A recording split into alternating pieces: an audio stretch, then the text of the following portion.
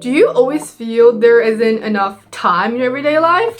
After you sleep, go to school, eat, come home, hang out with friends, scroll for just a little bit. It was 3 a.m. in the morning before you actually know it. And also before you know it, you miss the test tomorrow, miss the assignment due date this midnight, and everything is completely messed up. Well, that one friend in your friend group who spends all day with you, doing all the stuff that you do, but instead they get an A+ effortlessly, and they said, I use my time well. So what is the actual secret behind the endless time theory?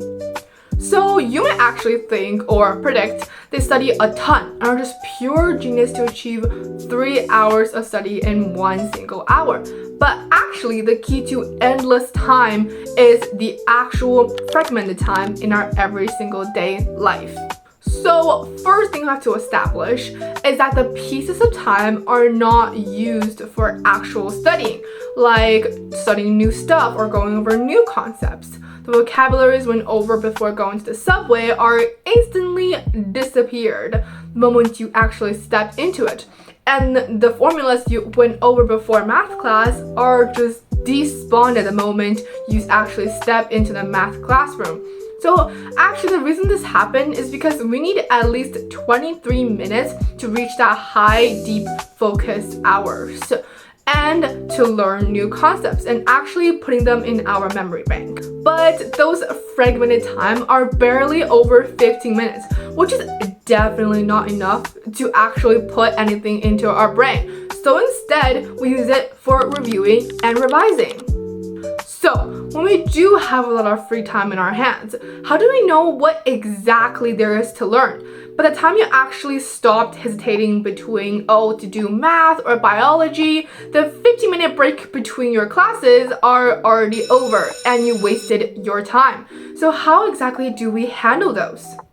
So one habit you can form is to prepare a notebook or document specifically for topics you need to work on, like difficult math problems, formulas in chemistry, or biology concepts. Then every time you have those free times, you can just take them out, review, revise, and even quiz yourself. So you'll save yourself from wasting your precious fragmented time by actually planning everything out beforehand. Lastly, some people might say, I would love to study and review, but I just don't have any free time in general. But actually, you do. All you need to do is to find them in your everyday life. Every time you see yourself scrolling during lunch or just purely zoning out on a subway, record it down. Then analyze. What time in a day you have those small breaks the most? You can also just simply catch yourself and when you're scrolling or zoning out or just chatting with friends in totally random topics. And then take out your notes, then start studying already. And of course, all in all, this video is not telling you to stop all breaks and resting and just grind 24/7 a day, but to remind you, you can better utilize your time while feeling the healthiest and the best. Fun fact, in average people's daily life, they have at least 8 hours for sleeping, 8 hours at work or school, 4 hours for daily tasks like getting ready or going to places.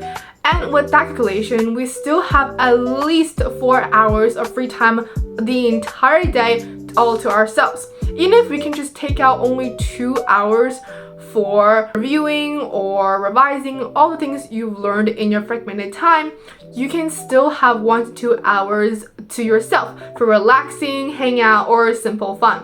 And now, if we add that up, 1 month of productivity equals to 30 to 60 hours of difference. And that 60 hours is where the difference between your success and others' procrastination really contrasts.